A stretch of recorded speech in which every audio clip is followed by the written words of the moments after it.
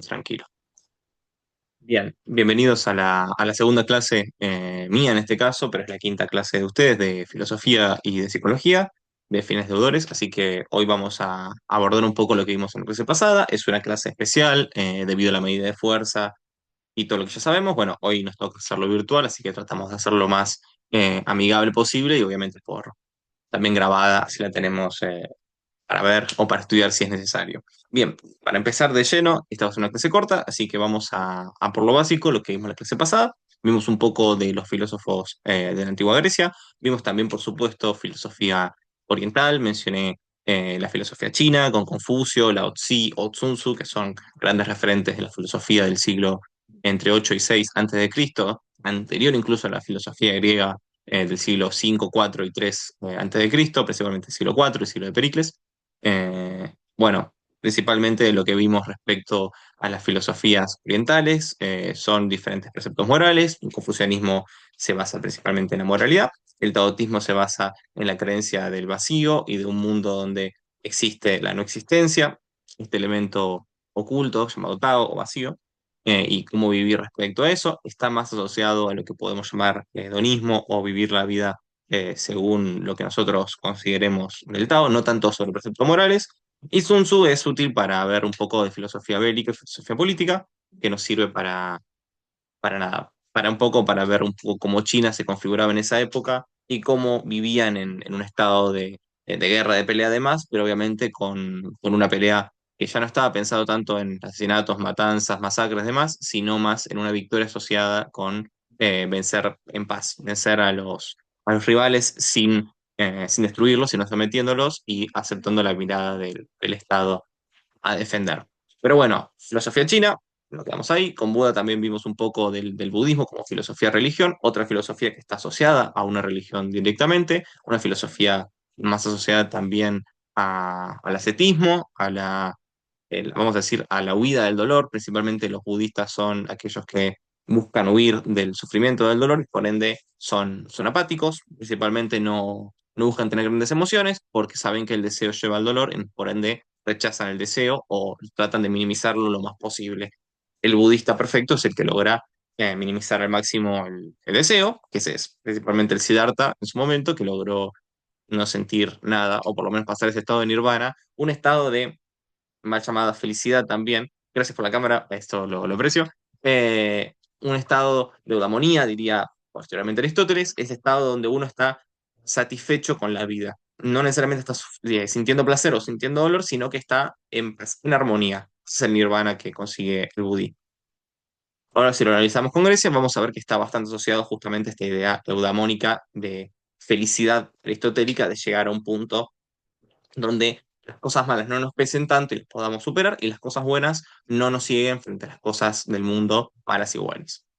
Pero bueno, yendo a Grecia, vimos un poco la historia de Sócrates, de este filósofo mítico que no dejó ningún escrito, que sabemos que vivió en la polis ateniense en el siglo V antes de Cristo, vivió las guerras médicas, las guerras contra los persas, vio la época de oro de Atenas, y sin embargo Sócrates, en vez de quedarse tranquilo y festejar o irse con los políticos, como Pericles y otros de la polis, decidía preguntar. Tenía un método de pregunta y de repregunta, donde a cada noble, a cada ciudadano, le daba vueltas y le preguntaba sobre, por ejemplo, qué es la justicia, qué es la guerra, qué es lo bueno, qué es lo ideal directamente. Y Sócrates tenía esta costumbre peripatética, se llama, justamente de debatir y constantemente repreguntar hasta que la persona dudara de su propia definición y dijera, bueno, yo lo defino de esta forma. Por ejemplo, justicia, no sé, uno de los principales personajes del libro República dice, no, la justicia es beneficiar a mis amigos. Perfecto. Y te lo empieza a debatir y bueno, pero si tus amigos fueran otros, o si vos fueras enemigo de los que benefician a los amigos, ¿no te caería mal? Y la otra persona constantemente se va repensando y va constantemente dando vueltas. Y eventualmente se rinde frente a Sócrates y le pregunta, bueno, ¿qué es la justicia para vos? Y Sócrates da vueltas y define su definición de justicia, que es obviamente una definición peleada con definiciones previas y con otras definiciones de otros que hablan en ese libro y dicen la justicia es esto. Para Sócrates la justicia es otra cosa. Sócrates es el maestro de Platón, Platón es el discípulo que escribió las obras o las aventuras, vamos a decir mal y pronto, de Sócrates, esos encuentros, esas charlas, esos diálogos, parece teatro, si uno lo lee. En Platón vamos a ver muchísimo todo ese pensamiento socrático, ese pensamiento de Sócrates. Por ejemplo, con respecto a la justicia, dice, bueno, la justicia es lo que corresponde, lo que le corresponde a cada persona, lo que corresponde a cada cosa.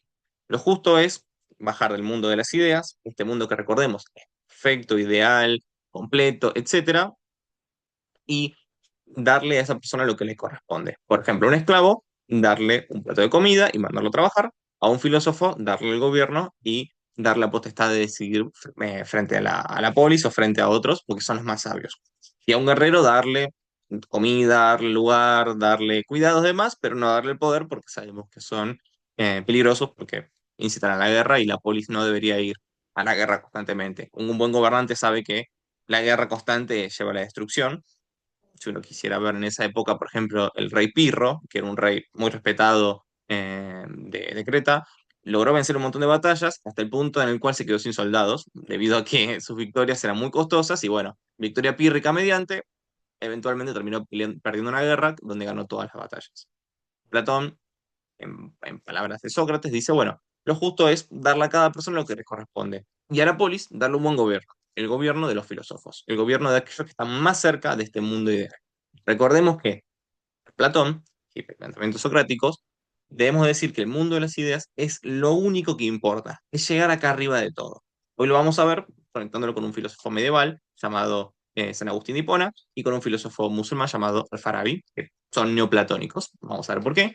Pero lo importante que nos queda de esto es, el mundo de las ideas hace, tiene todas las últimas ideas, la última representación, lo superior, lo último, insisto, lo mejor y el mundo de las representaciones, el mundo material, el mundo de la doxa, el mundo de la opinión, el mundo de la gente, nosotros, ese mundo es un mundo de representaciones de esto, del mundo de las ideas.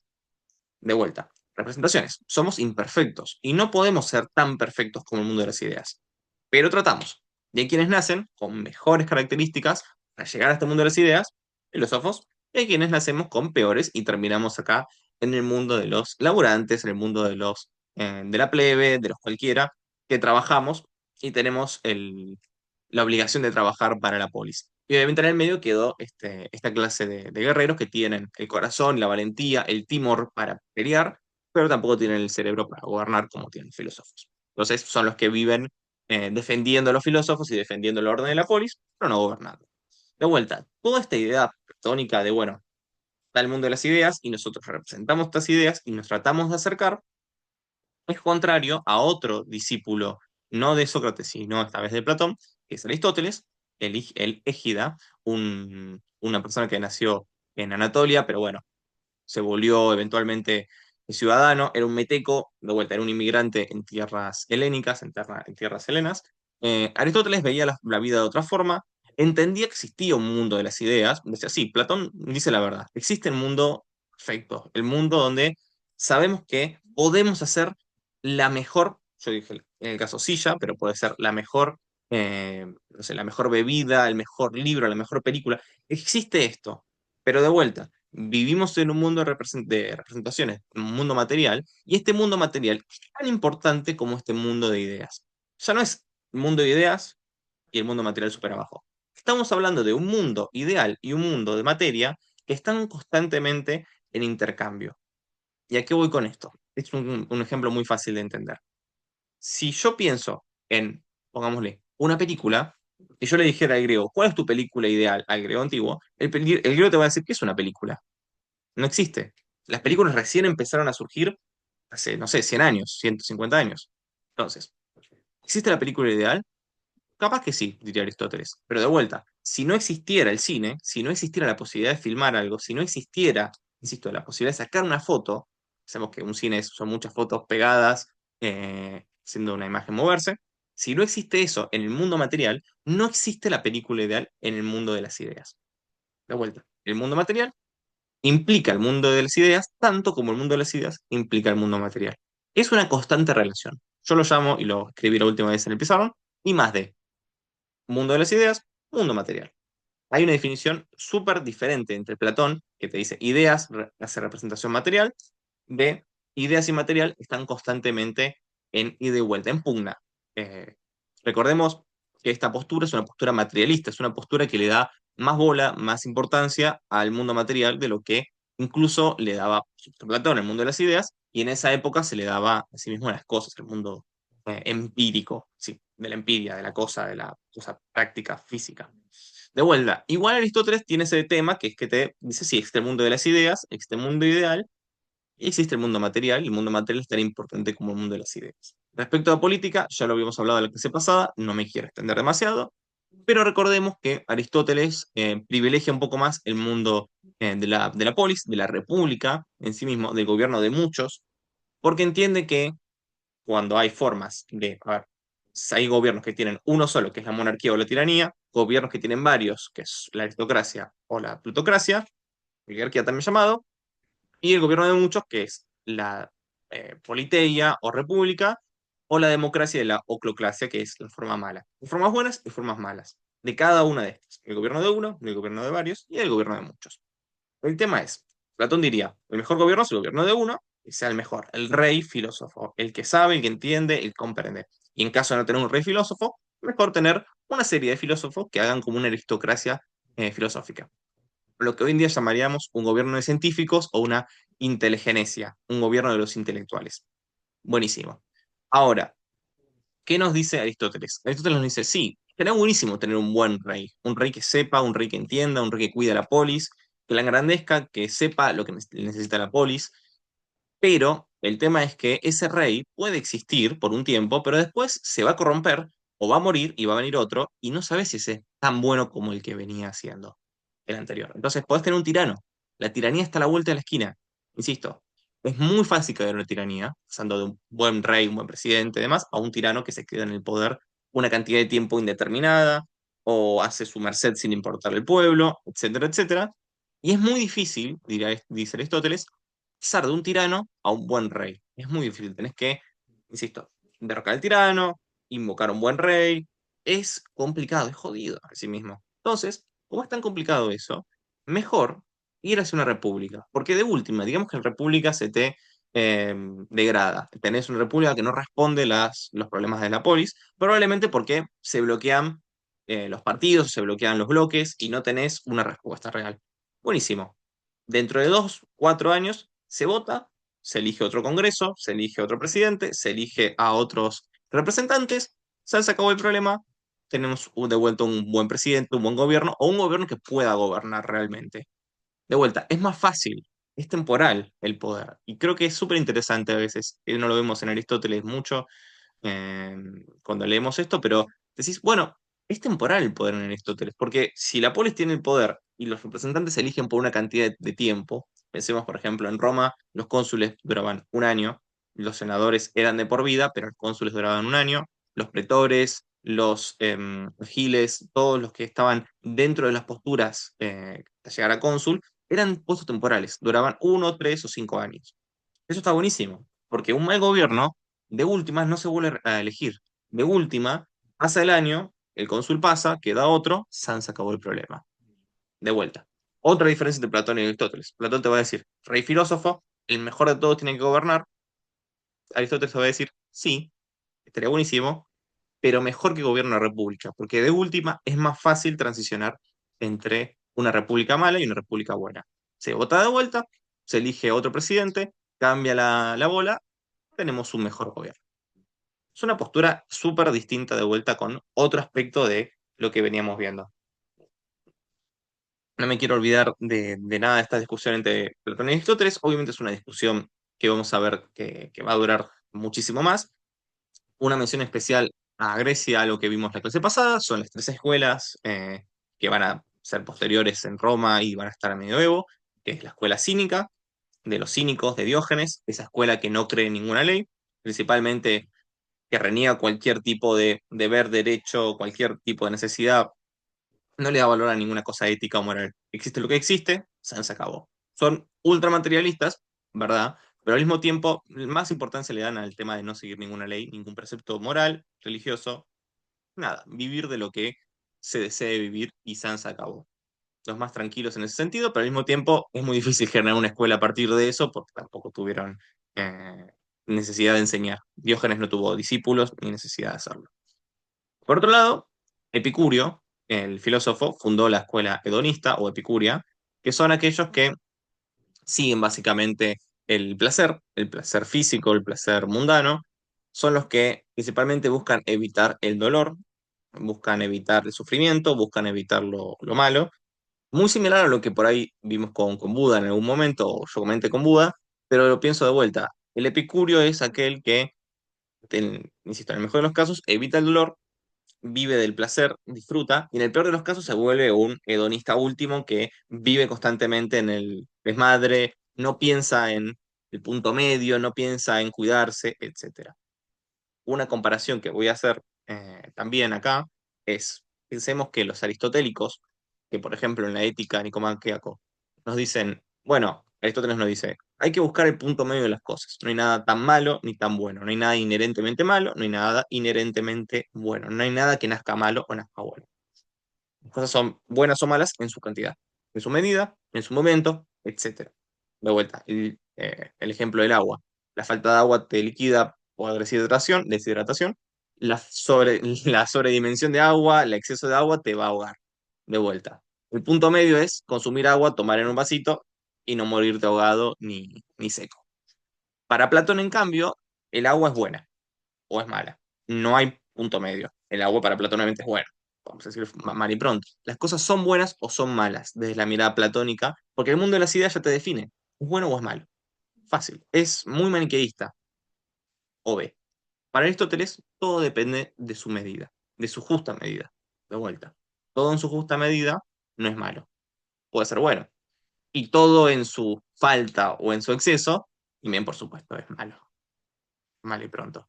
Otra diferencia entre Aristóteles y Platón. Pero volviendo a los hedonistas. Aristóteles nos dice, bueno, todo en su justa medida. Los hedonistas nos dicen, no, si podés, te gusta esto, querés vivir del reviente, querés vivir haciendo algo que te gusta, querés vivir, no sé, ¿te gusta esto? Hacelo. Perfecto. No te importa tanto las leyes o la moral o lo detrás. No son cínicos tampoco, no son personas que viven en la calle y no le importa nada de la apariencia o la reputación o la vida en la polis. Pero sí priorizan, por supuesto, el placer. El placer, insisto, mundano, físico. Comparado con Aristóteles, Aristóteles nos dicen, bueno, esta es la eudamonía, la felicidad, la satisfacción. Tengo que llegar a casa y decir, hice lo que me gusta, o termino de hacer un trabajo y digo, me gustó hacer esto, o no sé, hago una actividad y digo, lo hago porque me gusta, porque me copa, porque me llena, que me satisface en algún punto. Capaz me gusta mencionar la canción de los Rolling Stones, I can get no satisfaction, no puedo conseguir satisfacción. Bueno, la eudamonía es eso, conseguir la satisfacción, quédate tranquilo, no es felicidad constante. Los epicúreos, en cambio, hablan del placer. El placer, insisto, del momento, de que te haga evitar el sufrimiento. De vuelta, para los epicúreos, la muerte tampoco tiene sentido en términos de sufrir, ya que si existe algo en la vida posterior, buenísimo, salvados, o tendrá que ser lo que tenga que ser. Y si no existe nada, vivamos, son 2 días, festejemos, después nos morimos. De vuelta, resuelven las cosas fáciles. Yo hablé de cínicos, hablé de epicúreos y ahora nos quedan los estoicos, que me gusta más hablar de los estoicos romanos, porque los estoicos griegos como Zenón de Sitio son bastante más sencillones, pero por ejemplo, no sé, Cicerón o Séneca en Roma, los estoicos son muchísimo más virtuosos, más vinculados a la virtud. Se centran principalmente en vivir bien, vivir según la virtud, vivir según lo que consideran correcto y lo que es correcto también. Muchas veces también esta postura, por supuesto, nos lleva a tenemos que hacer esto porque este es el camino, esta es la virtud. Por ejemplo, supongamos que uno quiere tener una carrera política. Perfecto. En Grecia, en Roma, existía lo que se llama el cursus honorum, o el curso de honor, que es básicamente, vas a ser primero un pretor, vas a ser un ágil del pueblo, vas a llegar a ser senador, eventualmente vas a ser cónsul, eventualmente llegas a ser gobernador y vivís tu vida posteriormente. Es muy escalonado. De hecho, en educación, bastante similar. Uno hace jardín, primaria, secundaria, eventualmente, si uno puede, demás, hace una carrera superior, universitaria, lo que sea. Insisto, es un camino. Incluso en la carrera universitaria, uno hace una licenciatura, una maestría, un doctorado, un postdoctorado. Es un caminito. Está muy basado en la estructura griega. Para los estoicos, hay que hacer el camino, hay que caminarlo, hay que ir paso a paso, subiendo. Y esta vida, insisto, es una vida muy basada en la virtud y en vivir bien, pero no vivir bien ya como llegar a la satisfacción, a la felicidad, a la eudamonía, o vivir del placer, como te diría un hedonista, sino más ya relacionado a, bueno, hay que seguir el camino virtuoso, el camino que ya nos marcaron nuestros ancestros, nos marcó la religión, nos marcó la filosofía. Insisto, los estoicos son principalmente seguidores de ese camino de la virtud, de este cursus honorum. También, por supuesto, son apáticos, creen en la apatheia, principalmente por lo que les pasaba, porque rechazan las emociones fuertes. Bien. Dicho todo eso, no creo olvidarme de nada de los estoicos, es más o menos lo que vimos. Quiero ir un poquito en estos minutos que nos quedan. Es una clase corta, yo lo avisé. La clase que viene va a ser un poco más larga. Quiero hablar un poco de la Edad Media. Pensemos esto, yo no les di mucho contexto histórico, a mí me encanta la historia. En el 476 cae el Imperio Romano de Occidente, previo se había partido el Imperio Romano, Roma gobernó la mayor parte del Mediterráneo desde el, pongámosle, 200 antes de Cristo hasta el 400 y piquito, hasta que las invasiones de alemanas, las invasiones godas, eventualmente derribaron el imperio, entre otras cosas, corrupción, mafia, estados bastante deficientes, emperadores malos, etcétera. Cuando llegó la Edad Media, estos 1000 años, estos 10 siglos, entre el siglo V y el siglo XV, desde el 476 hasta el 1453, en estos 1000 años, la religión tomó una preponderancia mayor, incluso a filosofía, pero también cooptando todos los espacios de la vida. La religión cobró tanta importancia que uno producía la iglesia, en caso de que vivieras en tierras eclesiásticas, te hubieras un arzobispo que directamente te demanda un tributo o te manda directamente ser su vasallo. Una relación señorial súper distinta. Insisto, cambiaron las condiciones durante la Edad Media. Se vivía en una relación de feudalismo. Ya no tenías una sociedad esclavista, sino tenías una sociedad principalmente, en Europa, centrada entre un señor y un vasallo. El señor protege al vasallo, el vasallo le da el cultivo al señor. El señor tiene la tierra, el vasallo no tiene nada. Pero lo que tiene son manos para trabajar y el señor le presta la tierra sin pago, simplemente le está cuidando, pero le necesita el que le devuelva con la cosecha o una parte importante de la misma. De vuelta, en todo este contexto, en estos 1000 años, las religiones monoteístas, las religiones de un solo Dios, como son el judaísmo, el cristianismo y el islam, principalmente esas tres religiones, cobraron generalmente la mayor importancia, llevándose puestas, lo voy a decir mal y pronto, a otras religiones de otros tipos de cultos.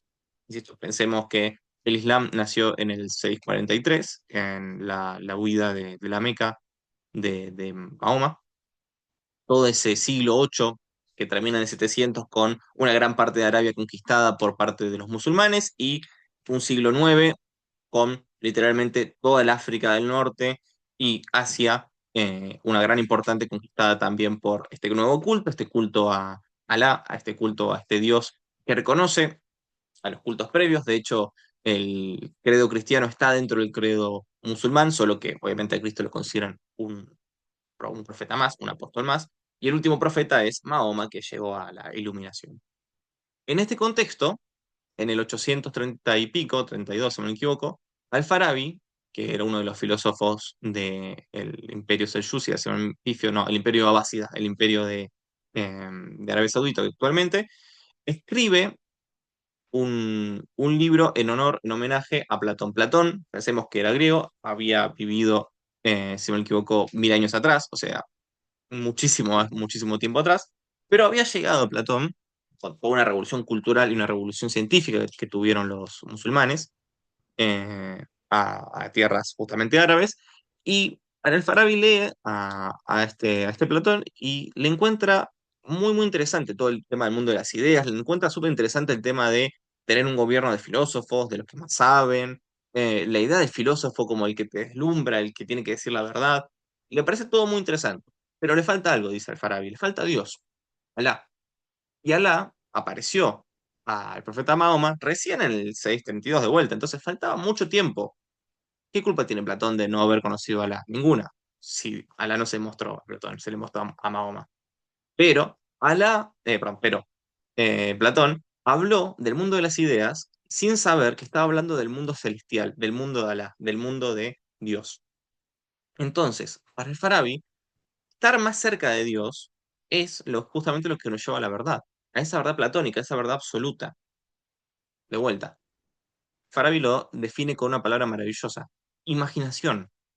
Lo que los profetas tienen, lo que los creyentes tienen, es imaginación, es poder imaginar más cerca a Dios, es poder ver a Dios en la cabeza de uno y decir, estoy cerca de este ser que existe, que todo lo demás, obviamente, son Farabi, estoy más cerca. El profeta no es otro que el que tiene más imaginación entre todos. Y no hay nadie que tenga más imaginación que Mahoma, que vio a Alá, que lo imaginó, que lo entendió y que hizo su reino en la tierra. De vuelta, muy basado en religión, como vemos todo esto, y basado, por supuesto, en una idea catechónica, de catejón, de una guerra religiosa, una guerra donde uno aplasta al infiel o lo convierte, busca que el no cristiano, o en este caso no musulmán, se vuelva de su religión, y si es de otra religión, seguido. También tuvo su par en el siglo VII, en el 600 también, con Agustín de Hipona, con San Agustín de Hipona. Agustín de Hipona, lo pasó rápido porque tenemos minutos. San Agustín de Hipona fue un neoplatónico, otro que tomó a Platón y lo llevó a los brazos de Dios, eh, que leyó justamente a Platón. San Agustín no era católico, no era cristiano en su nacimiento, fue convertido, de hecho es un converso por Ambrosio de Milano, que es otro santo del santoral católico. Pero bueno, el tema es que San Agustín de Hipona lee a Platón y encuentra lo mismo que Alfarabi. Dice, qué interesante esto del mundo de las ideas, pero de vuelta, le falta Dios. Le falta que Platón conozca a Dios. Platón habla de Dios, dice San Agustín. Habla de Dios. Lo que pasa es que no se da cuenta, no está sabiendo que Dios existe. Vivió antes que Jesús, pobre tipo, dice, obviamente. Pero el mundo de las ideas no es otro que el mundo celestial. Es el mundo de Dios. Es el mundo de las cosas perfectas. Es el Edén. Cuando Platón habla de el mundo de las ideas, está hablando del mundo de Dios. Y de vuelta, acercarte al mundo de Dios es la labor del filósofo. Justamente en esta época, vamos a ver que en la filosofía nace lo que se llama la escolástica, que es justamente los escolares, estos sacerdotes católicos que se quedaban en sus monasterios fríos, húmedos, horribles, con los libros antiguos griegos y los tenían que traducir al latín por una tranquilidad, y cada siglo, cada tanto tiempo, tenían que volver a reescribirlos. Hacemos que los libros se vencen, no hay papiro que aguante, entonces eventualmente tenían que volver a escribirlo y eventualmente le hacían algún cambio o hacían un comentario respecto a Platón, respecto a Aristóteles, a Tales de Mileto, etcétera. Grandes filósofos griegos, filósofos clásicos, en una época medieval. Entonces San Agustín lee a Platón, le interesa, se convierte al neoplatonismo, vamos a decirlo en términos filosóficos, le gusta esta idea absoluta y el mundo de las ideas, pero lo llama el mundo celestial, el mundo de Dios, que es lo que nos tenemos que acercar. Y los curas, justamente, o los sacerdotes, tienen esa labor de leer a Dios, de leer la Biblia y los textos sagrados, y de codificarlos, y tratar de que esta luz pura, esta luz, insisto, bruta, que viene de los textos, que cae en los textos, pueda ser expandida en la población. El sacerdote, el cura, el cristiano, debe también ser justamente un católico, una persona que comparte la religión, que la expande. Esta idea absoluta de una idea. Pasaron unos siglos después, en el siglo X, perdón, XI, en el 1000, hubo otro filósofo escolástico, el principal filósofo escolástico de esta época, llamado Santo Tomás de Aquino, o Tomás, sencillamente para los amigos. Santo Tomás no leyó tanto a Platón con ganas, sí lo leyó, pero no le interesó tanto la idea del puro, de la pureza, la idea de las ideas, de este mundo inteligible. Sí, está bien, es el mundo de Dios, pero Dios creó el mundo por alguna razón. Y nos dice algo muy interesante. Agarra un libro de Aristóteles, agarra Politeia de Aristóteles, y empieza a hablar y dice, bueno, el que más se acerca a la idea de Dios es Aristóteles. ¿Y por qué dice? Y este neo-aristotelismo, este neo-aristotelismo católico, se pega mucho más en esta época porque dice, bueno, existe un mundo de las ideas, el mundo de Dios, perfecto. Pero Dios creó un mundo material, creó el mundo de los hombres, el mundo del humano. ¿Por qué Dios creó un mundo del humano hecho a su imagen y semejanza? Para probarlo. Lo hizo para que el ser humano, no quiero decir hombre porque queda muy, muy macho en este caso, el ser humano tiene la libre voluntad, el libre albedrío de poder decidir hacer el bien o hacer el mal, de hacer bien hacer la palabra de Dios, o hacer, obviamente, las obras que van en contra de las escrituras sagradas. De vuelta, es una decisión, no es una cuestión ya predestinada. ¿Qué nos diría San Agustín? No, ya estamos predestinados, ya nacimos así. Dios nos hizo de una forma para hacer el bien o para hacer el mal, para complementar algo en esa naturaleza divina y mística, y tampoco comprensible que tenemos los seres humanos respecto a Dios, es ininteligible, diría. No sabemos cómo corno entender la voluntad de Dios o los actos del Señor. Pero San Agustín nos dice, no, eso es una decisión nuestra. Nosotros podemos decidir hacer el bien o hacer el mal. Con los recursos que tenemos, con las posibilidades que tenemos, depende de nosotros. No estamos predestinados al cielo o al infierno o al purgatorio. Estamos en este camino y estamos en la tierra porque Dios así lo quiso y porque Dios quiere probarnos. Que Dios quiere que hagamos su voluntad, pero que queramos hacer su voluntad. Y justamente esta idea es muchísimo más aristotélica. Nosotros tenemos la posibilidad de hacer las cosas bien o hacer las cosas mal. El mundo material importa el mundo y de las ideas. Pongámoslo en un ejemplo muy sencillo. Uno hace el bien, llega a las puertas del cielo, se muere, eventualmente, conoce a San Pedro y San Pedro le hace el librito y le dice, mira, tú hiciste el bien, te mandaste algún moco, te arrepentiste, hiciste todo lo que tenías que hacer, hiciste los sacros, juramentos, etcétera. Listo, estamos bien. Si no hiciste un par de cosas, te mandaste un par de macanas, hiciste algún lío, bueno, el purgatorio, a bancarte las penas unos años y después vemos. Y si hiciste las cosas mal, vas al infierno. De vuelta, es una decisión. Impacta lo que haces en el plano material, en el plano de las ideas. Y este es mi punto de esta clase, que nos quedan 2 minutos. Así que ya estamos corriendo. El mundo de las ideas es único, somero y absoluto, tanto para Platón como para el Farabi, como para San Agustín. Es un mundo que ya está decidido, que ya no podemos tocarlo, que básicamente. Y para Aristóteles, para Santo Tomás, para todos los materialistas, lo que hagamos en el mundo material, lo que hagamos en este plano terrenal, insisto, tiene un impacto en este mundo, en el mundo de las ideas. No es lo mismo decir, esto representa esto, que esto está al compás de esto. Es esa discusión que es lo que tanto me importa en esta clase. Y en la próxima, les prometo, vamos a ver modernidad y ya vamos a ir cerrando porque el curso es corto y es así. Pero bueno, ¿alguna duda? Tengo 1 minuto para dudas. Gracias por los que vinieron ahora presencial, los que no, obviamente tienen la clase grabada. Respecto a metodología y demás, clase que viene vemos modernidad y avanzamos un poco más. Ya les voy a mandar el trabajo para que lo puedan resolver. Eh, los que tuvieron el trabajo y los que mandaron el trabajo previo, estuve corrigiendo, van a tener 1 punto más, así que, o 2 puntos más, depende de que bueno esté el trabajo y que está bien esté hecho. Pero perfecto, la verdad es que agradezco y pido disculpas por esta clase así, a las apuradas, virtual, corta, a veces la vicisitud es así. Así que nada, muchas gracias.